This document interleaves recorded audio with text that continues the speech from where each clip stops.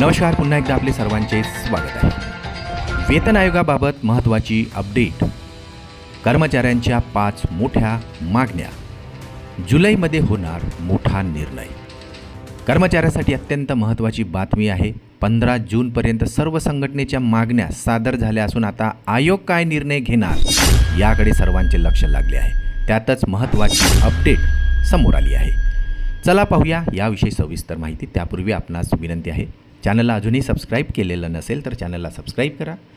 नवनवीन अपडेट मिळविण्यासाठी समोरील बेल आयकॉनला प्रेस करायलाही विसरू नका आणि अत्यंत कामाची बातमी सहकारी मित्रांना शेअर करायलाही विसरू नका. नॅशनल काउन्सिल जॉईंट कन्सल्टेटिव्ह मशिनरीने यावेळी फक्त वेतनवाढीची मागणी केली नाही तर सेवा अटीमध्ये अनेक रखडलेले मुद्दे आयोगासमोर मांडले आहेत. या मागण्यांना कॅबिनेट सचिवाकडूनही पुढे पाठवण्यात आल्यामुळे आता पुढील बैठकामध्ये यावर महत्त्वपूर्ण चर्चा होण्याची शक्यता आहे. कर्मचारी संघटनांनी प्रत्येक 5 वर्षांनी पेन्शनचे पुनरावलोकन करण्याची मागणी केली आहे.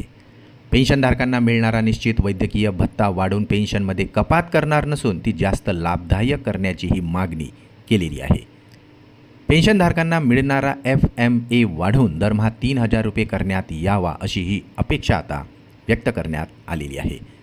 तर याशिवाय कर्मचाऱ्यांच्या निधनानंतर कुटुंबियांना मिळणाऱ्या फॅमिली पेन्शनमध्ये कपात न करता ती जास्त लाभदायी करण्याची ही मागणी करण्यात आलेली आहे. अग्निशमन कर्मचाऱ्यांची सॅलरी दिल्ली फायर सर्व्हिसच्या कर्मचाऱ्यांच्या बरोबरीने आणावी अशी ही एक अत्यंत महत्त्वाची मागणी समोर आली आहे. तसेच MACP योजनेचा लाभ घेतल्यानंतर पदोन्नती मिळालेल्या कर्मचाऱ्यांना वेतन निश्चितीचा पूर्ण लाभ मिळावा यासाठी सुद्धा नियमामध्ये सुधारणा करण्याची मागणी करण्यात आलेली आहे.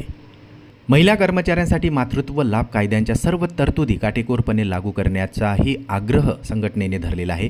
जुनी पेन्शन योजना लागू करण्याचाही मुद्दा उपस्थित केलेला आहे. आता 6 ते 7 जुलै येथे भुवनेश्वर व 9 आणि 10 जुलै रोजी कलकत्त्यामध्ये आयोगाची बैठक होणार असून आता या बैठकीकडे सर्व कर्मचाऱ्यांचे लक्ष लागलेले आहे.